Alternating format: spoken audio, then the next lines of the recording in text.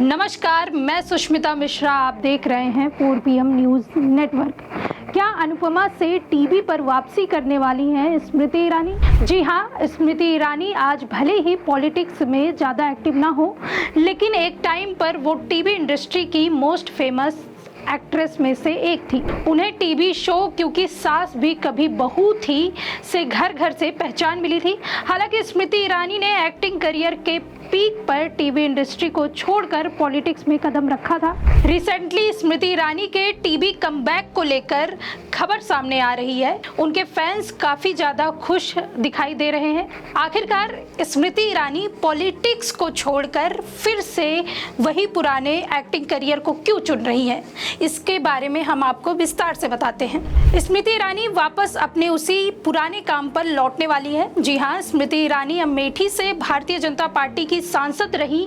Bharatiya Janata party में रहते हुए उन्होंने कांग्रेस पर खूब निशाना साधा। उनका मेन काम था राहुल गांधी पर निशाना साधना। लेकिन इस बार जब लोकसभा के चुनाव हुए और स्मृति ईरानी को मुंह की खानी पड़ी, उनके सारे के सारे जो वादे थे, वे दावे थे, वे सारे के सारे धराशायी हो गए। वह पूरी तरीके से फेल हो गई और उनके पास जो मंत्रालय थे वह भी मोदी और शाह ने उनसे छीन लिए। उनके पास कुछ भी नहीं बचा। अब स्मृति ईरानी को लेकर ये कहा जा रहा है कि स्मृति ईरानी वापस टीवी इंडस्ट्री में जाने वाली हैं। राजनीति में आने से पहले स्मृति ईरानी कई सीरियल में काम कर चुकी थी। क्योंकि सास भी कभी बहू थी, पॉपुलर सीरियल हुआ करता था, बहुत लोगों का प्यार उन्हें मिलता था, बहुत सपोर्ट मिलता था।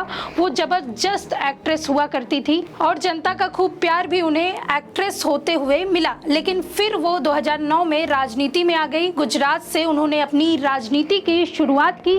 कांग्रेस के खिलाफ उन्होंने खूब प्रदर्शन किए, सड़कों पर सिलेंडर लेके बैठ गई और फिर जब फाइनली 2014 में भारतीय जनता पार्टी की सरकार आ गई, उसके बाद धीरे धीरे करके स्मृति ईरानी की जो राजनीति थी वो बढ़ती चली गई। अमेठी में उनकी जीत सबसे बड़ी जीत थी। लेकिन फिर 2024 में जो हुआ उसने स्मृति ईरानी के पूरे राजनीति करियर को बर्बाद करके रख दिया। 2014 के बाद से स्मृति ईरानी का कॉन्फिडेंस धीरे धीरे करके ओवर कॉन्फिडेंस में तब्दील होता गया और फिर उन्होंने सोनिया गांधी को लेकर खूब बयानबाजियां की।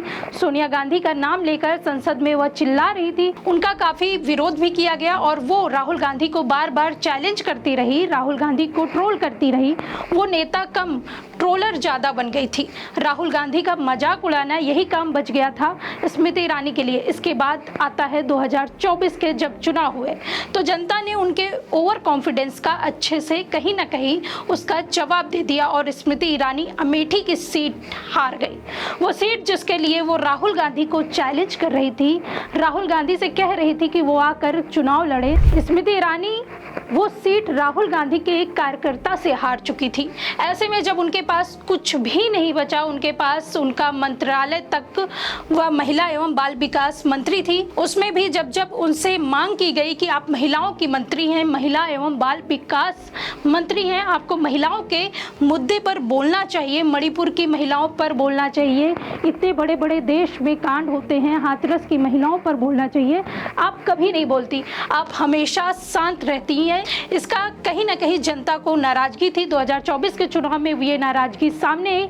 ऐसे में अब स्मृति ईरानी के पास सिर्फ एक रास्ता बचा था कि वो अपने पुराने काम पर वापस लौट जाए और अब फाइनली खबर आ गई कि स्मृति ईरानी टीवी इंडस्ट्री में वापस लौटने वाली हैं और अब टीवी इंडस्ट्री में वो अनुपमा सीरियल में दिखाई देंगी। जी हाँ, रूपाली गांगुली का सीरियल है और इस शो में अब स्मृति ईरानी आने वाली हैं और इसी शो के जरिए वह टीवी इंडस्ट्री में अपना कमबैक करेंगी। हो सकता है इसके बाद वो कई और शो करें, क्योंकि अब राजनीति में तो उनके लिए कुछ बचा नहीं है। अगर बात की जाए तो रूपाली ने भी लोकसभा चुनाव से पहले भारतीय जनता पार्टी ज्वाइन की थी।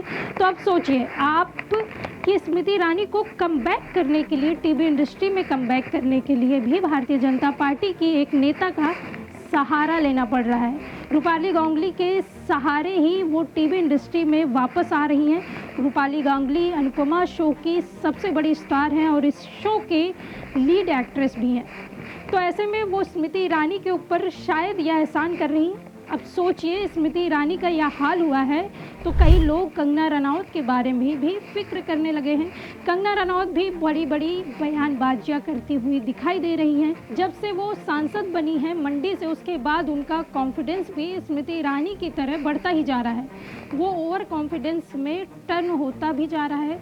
अब देखना यह होगा कि क्या जो स्मृति ईरानी का हाल हो रहा है वो आगे चल के कंगना रनौत के साथ भी हो सकता है। फिलहाल इस खबर में इतना ही। तब तक के लिए देखते रहिए 4 PM न्यूज़ नेटवर्क। मैं सुष्मिता, नमस्कार।